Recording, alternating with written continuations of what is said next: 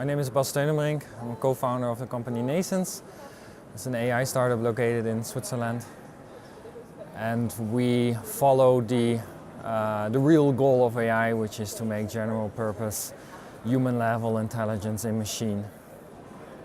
And on this journey, we, as a company, we are a business-to-business company taking projects from industrial clients, which we use to field test the techniques that we have so far, the AI that we have so far, and learn as a kind of reality check, like how well are we doing, and take the experiences that we gain there and use them to improve our AI and make it more general and more smart.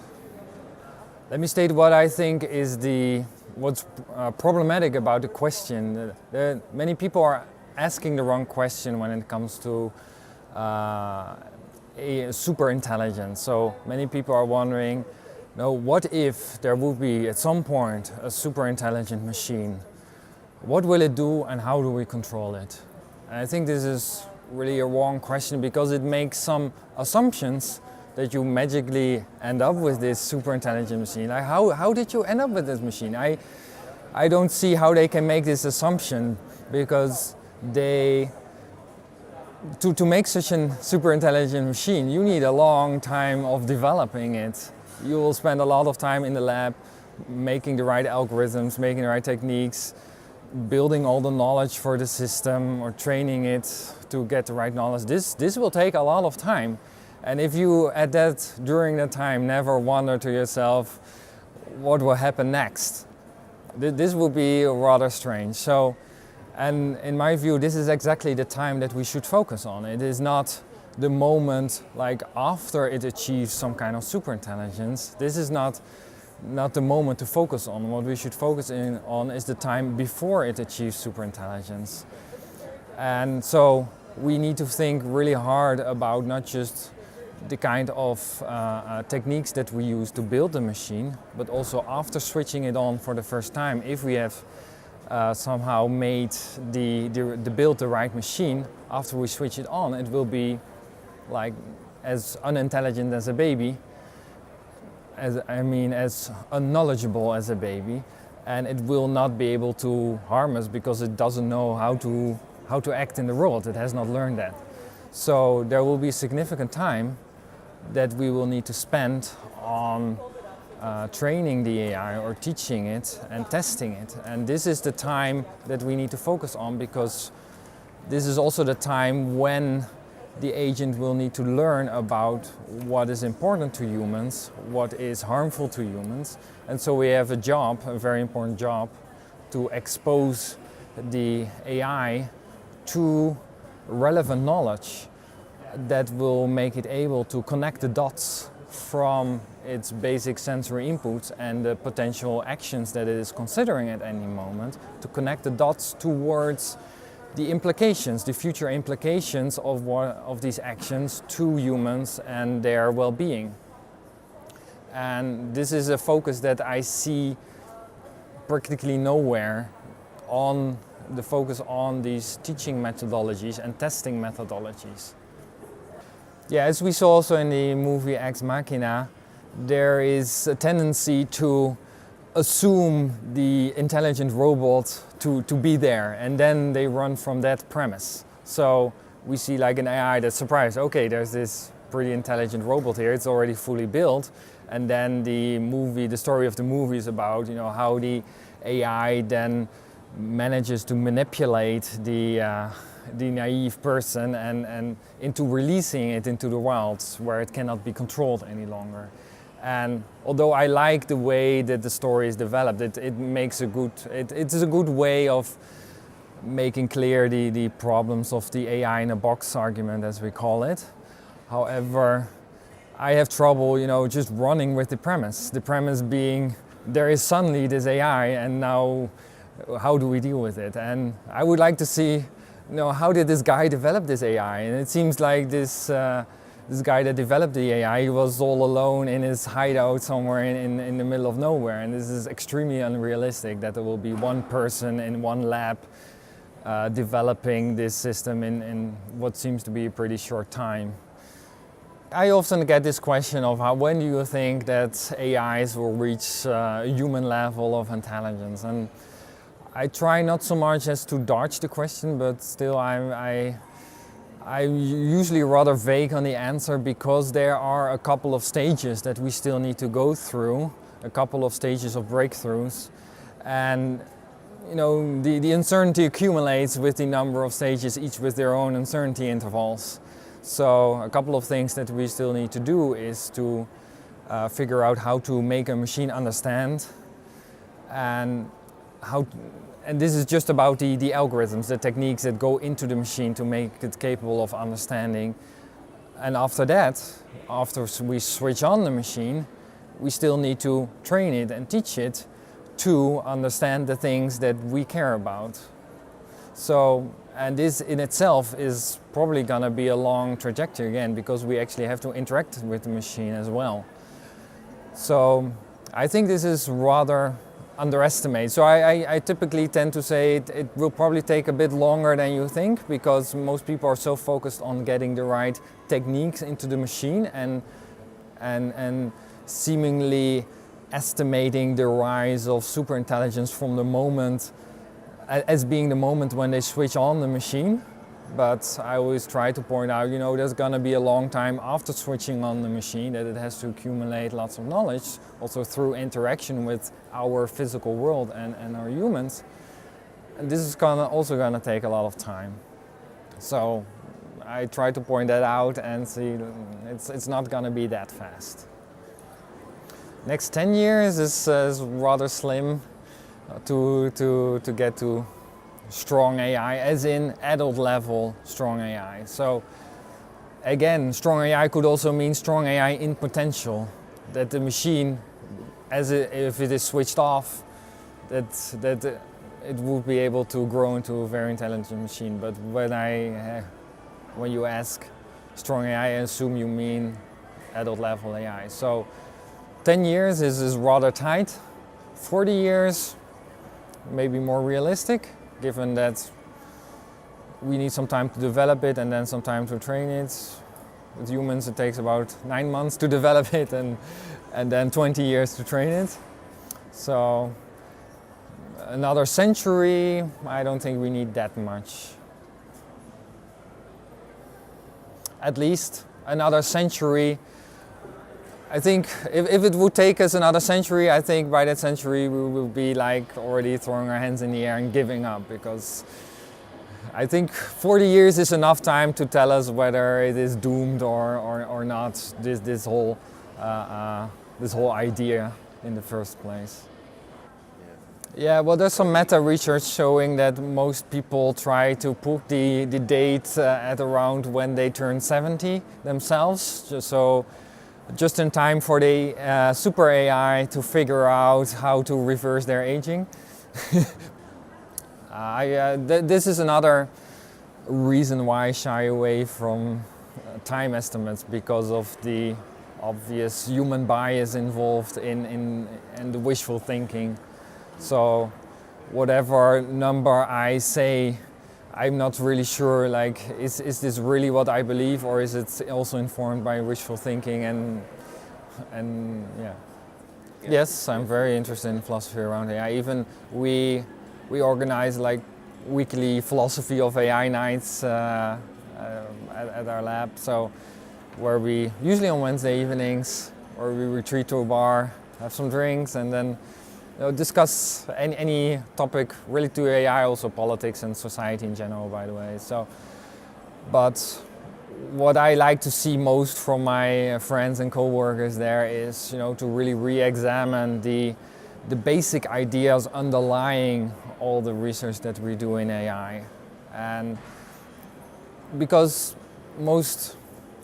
the ideas come from somewhere. Every algorithm, every technique that we invent in service of AI comes with a lot of assumptions, like why would this be a reasonable technique to use? And in these assumptions are not always clear. You can show, if you just read the paper of the technique and then look at the results, you think, this looks great.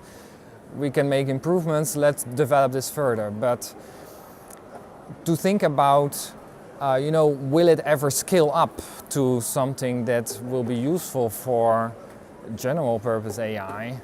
This is not clear from just the presentation of the technique itself. So you need to dig deeper into, what are the underlying assumptions about the nature of intelligence, about the nature of the world, that would make this idea good or not.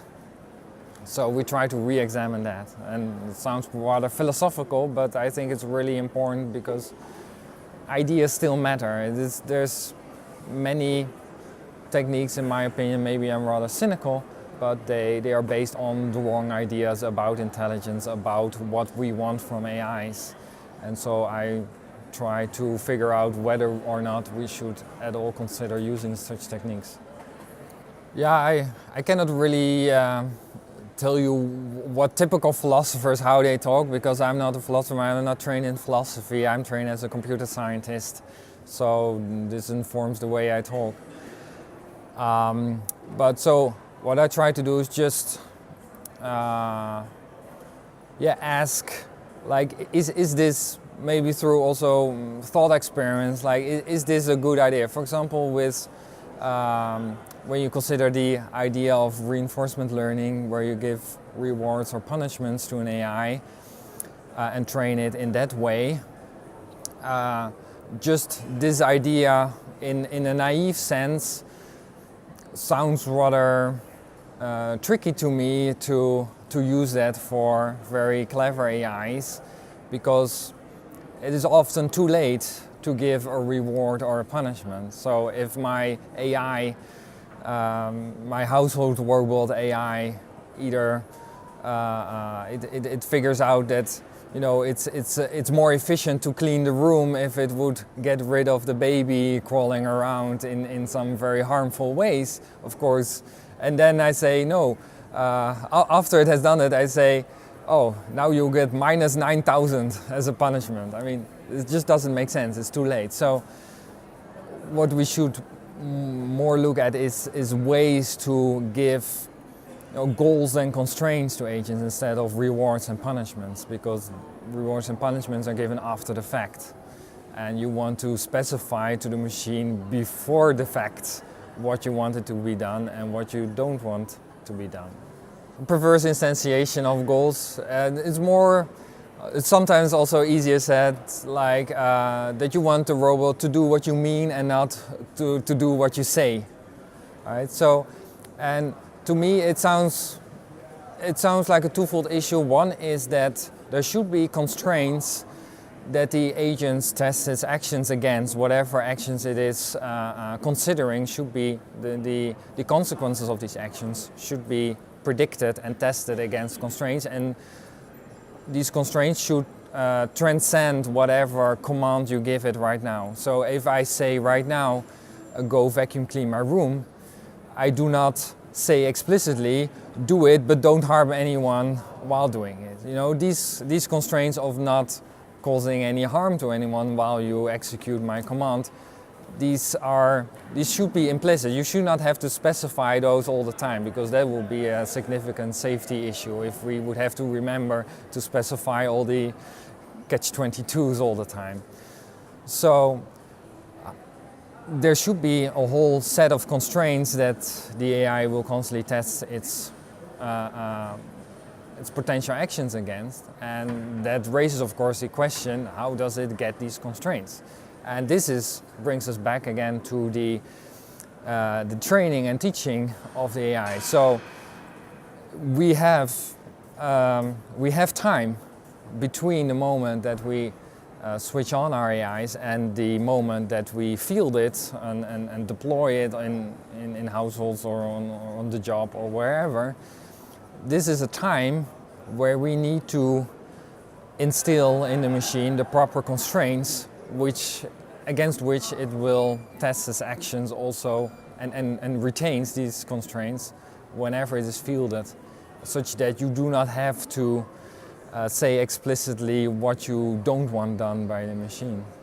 Yeah, regarding instilling the right values into an AI, there's of course A couple of things that we need to get right. First of all, we need to figure out what is the form of a value. Naively speaking, it seems that a value is usually something of the form of a constraint, so something that you should refrain from doing. So it is not something that immediately puts you into action. So a value is usually not a command to action. It's usually it constrains from the entire set of potential actions that you can perform. It constrains which ones are allowed and which ones are not allowed. So the exact values that you want to put into the machine, this is something that we have not yet figured out, because we have not yet figured out what is a watertight, or is there even such a thing as a watertight set of values. But again, here we have some time and opportunity to expose our growing AI to relevant experience, which will show us whether the AI has understood the implications of its actions, to whether or not they will violate certain values. So what we will need to do is, if we specify a value, we might not be sure yet whether this is the right value and whether it is a complete specification of it, but we pose it to the machine. We say, okay, now you're constrained by this, and then we put it into a situation, maybe a simulated situation, and then put it under pressure, such that whatever we tell it to do positively will lead it to almost violate this constraint. And then we see, does it prioritize properly its actions? Does it report that it is under pressure, that it is about to violate its constraints? And does it decide to not act, for example, or say like, oh guys, I can do what you want, but I can predict now that the things that you don't want me to do are gonna be violated. So, and then see, maybe it will actually find some tricky way around the way that we specify the value that we also don't want done. But at least this will show us, where are the holes. So I think this is very important to try our values or constraints on the machine, and then put it under pressure and see, does it report, does it prioritize, how does it recover from almost violating values or constraints. A topic that is, I think, undervalued right now in AI is understanding. So not just our understanding of what we're doing, but the understanding of the machine of what it's doing. So understanding. Yeah, it's really hard to avoid the pun of understanding, and this seems to be even the way that humans understand things. This doesn't seem to be well understood in itself. So we have a double job here, a double difficulty of understanding ourselves what it takes to understand something, and then trying to put that into a machine somehow to allow it to understand something. And I think this is actually the most important issue especially in the AI safety debate, because especially if you want to build robustly safe machines, there is no way to get robust safety if the machine does not understand the implications of its actions. So, and especially also if you want to be able to specify something for the machine to do, and you want it to do as you mean and not as you say, you want therefore the machine to understand what you actually mean instead of what you said.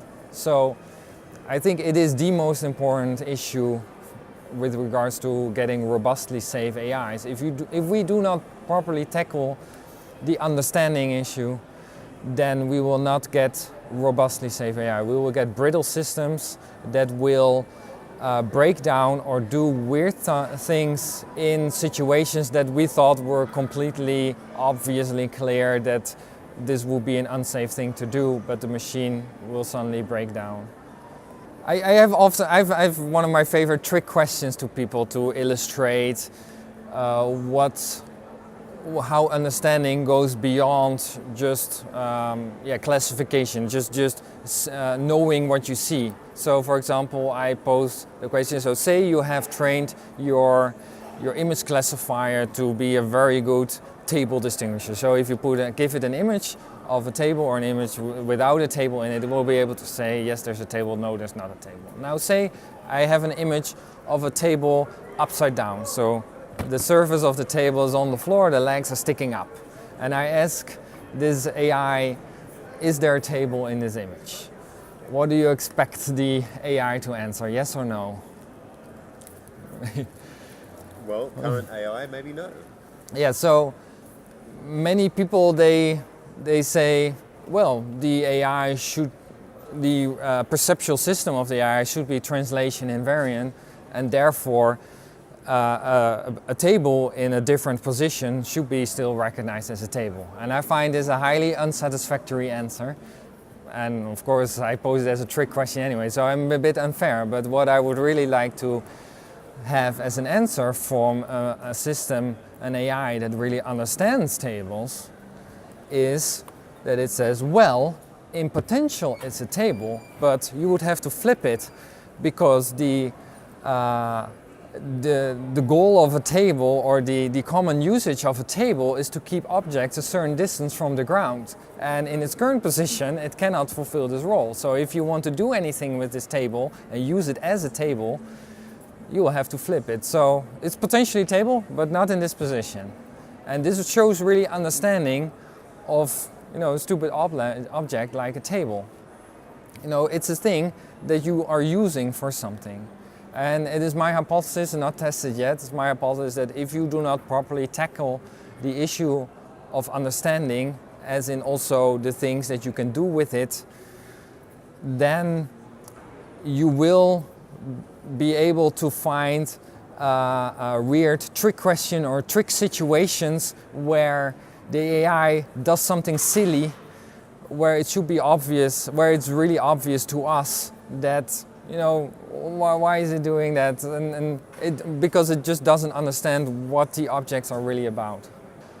Another example of lack of understanding and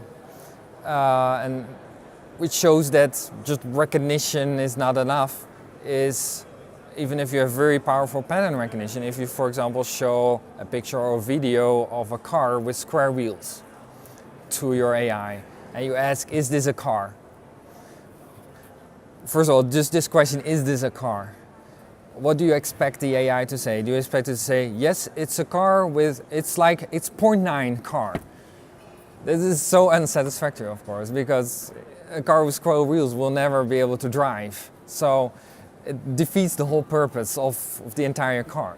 So just being able to recognize cars in images, for example, it just doesn't make the system understand what is a car. It doesn't make it understand how to drive a car, how to build a car, what you can do with a car. It's just not enough.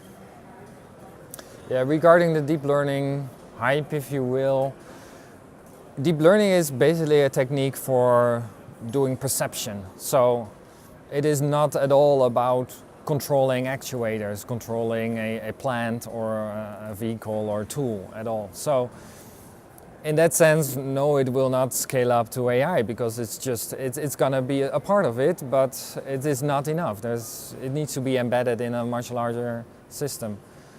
So that's a pretty easy question, and I think there's no controversy about this at all. However, whether it will make people disillusioned when they discover that deep learning does not scale to AI, I don't think so either, because there are many applications that make good economic sense, that make good money, where you just need only a perceptual system that can classify things. If you want to do image search, for example, you don't need to control any plant. So, and these kind of applications, they're not in danger of going away. So I think deep learning is here to stay because there are good applications, even with all its limitations in the technique. It's fine. We can make money out of it. So it's not gonna lead to another AI winter, I think. Of course, the AI that will in the end turn out to be a proper AI, as in a general purpose, potentially human level intelligent system, it will probably incorporate lots of the lessons learned and techniques used that we already use now in deep learning and recurrent neural networks and in many other fields of AI, such as planning and logical reasoning. So there's no problem there. However, it is not, to build this AI is not a question of putting together all these things. So if you take the latest advances in all the different subfields of AI and try to merge them into one system, this is not gonna be an AI, because it's just gonna be a gas factory. If the analogy makes sense. So I don't know if you've ever seen a gas factory from the outside. It's like this huge clutch of pipes everywhere. So and I think it will not work in any reasonable, economically exploitable way. Well, we have a lot of people around, that's true, but we also have a lot of these people leading pretty miserable lives. We've already improved tremendously. I mean, 99% of human history, 99% of people have been extremely miserable, poor, ugly, unhealthy, and smelly. But and we've come such a long way, but we still want to reduce human suffering further and improve the human condition. And there's still so many tasks and jobs being performed by humans which no human should actually perform because it's too dangerous, too tedious, and too, what's the word, menial. And that is why I am really excited about building AIs, because I mean, I see AIs as tools. So better tools to take over the dangerous and the boring jobs that we should not have to perform.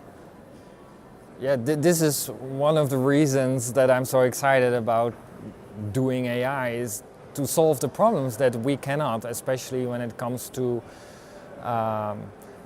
political questions, societal questions, given that all ways that we try to improve society have such global implications, even given the globalization of everything these days. It's just too complex for puny human brains to oversee the consequence implications, and I would love to have more powerful brains around to help us decide what are good ways to fix society or politics and what are less optimal ways to do it.